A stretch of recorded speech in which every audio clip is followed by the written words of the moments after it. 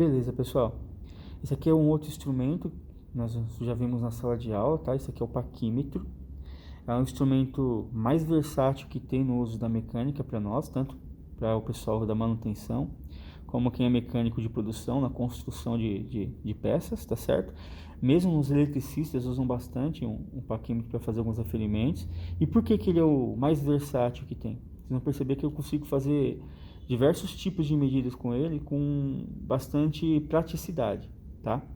Normalmente os paquímetros são feitos de aço inoxidável. Nós temos vários tipos de paquímetros, como vimos na aula, né? Temos paquímetro, esse aqui é o convencional, temos paquímetro digital, paquímetro de relógio, tem um paquímetro de profundidade, tem o traçador de altura, que é um tipo de paquímetro também, enfim, nós vimos alguns na sala de aula. Esse aqui é o paquímetro convencional, e ele funciona parecido como se fosse uma régua, só que com algumas características diferentes, né? Na régua nós fazemos a leitura linearmente aqui, certo? Ou seja, a gente coloca a escala 0 da régua em cima de uma medida e olha na escala com relação à medida que nós queremos verificar, tá? O paquímetro, a medida é feita entre os bicos do paquímetro ou entre as orelhas do paquímetro ou entre os encostos do paquímetro, tá? Esses daqui. Então vamos falar aqui rápido, relembrando que nós vimos nos slides, as partes do paquímetro. Nós temos aqui bico fixo, nós temos o bico móvel, nós temos a orelha fixa, orelha móvel, parafuso de fixação, ele serve para travar a medida do paquímetro, eu não consigo mais mexer ele. Quando eu não preciso mais, eu destravo, ele volta a articular. Nós temos um impulsor, tá? Isso aqui serve para segurar o paquímetro com uma mão e, através do polegar, conseguir movimentar o bico móvel. Nós temos aqui os encostos, que é o encosto fixo, o encosto móvel do paquímetro. Temos também a haste de medir profundidade, tá?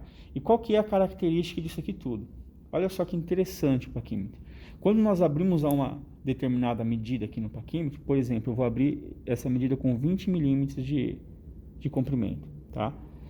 Nós vimos a medição pelos slides e pelo simuladorzinho que eu dei para vocês em aula. Quando eu abro o paquímetro em qualquer medida aqui da minha escala, por exemplo, aqui 20 milímetros eu tenho entre os bicos, fixo e o bico móvel. Eu tenho aqui 20 milímetros entre a orelha fixa e a orelha móvel. Eu tenho também 20 milímetros aqui, ó, da base até a ponta da minha haste de profundidade.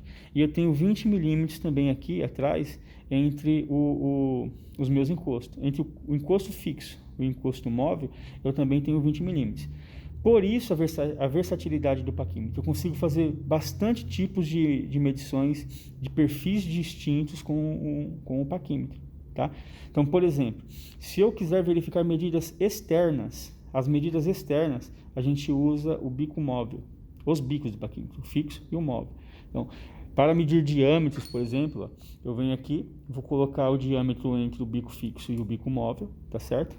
E vou aproximar ele, claro, né, não com carinho aqui, não adianta você apertar muito, né, porque senão você vai deformar a peça ou estragar o paquímetro, e você faz a verificação. Por exemplo, aqui, ó, se nós olharmos a medida ali, está dando 12 milímetros o diâmetro desse eixo, tá certo? Eu consigo medir comprimentos planos também, não só de diâmetros. Então, olha essa peça aqui, por exemplo, eu abro ela, apoio sempre um lado com o bico fixo e com o bico móvel eu aproximo para fazer a medida externa, tá? Verificando aqui, por exemplo, tá 80 milímetros esse comprimento, se a gente olhar ali, tá certo? Talvez aí a imagem da câmera não vai dar certinho 80 milímetros, porque a gente está tendo um erro de paralaxe, que é o que já... agora acertou, tá vendo? 80 milímetros ali. Vocês perceberam que antes não estava marcando 80 porque era um erro de paralaxe, que é um dos erros do paquímetro que nós já falamos.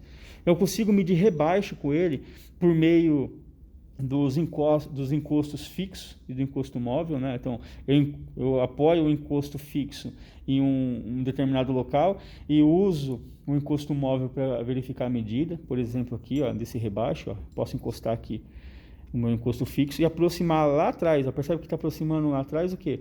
O meu encosto móvel. Então eu faço medidas de rebaixo com ele. Quanto que deu aqui essa medida? Vamos verificar.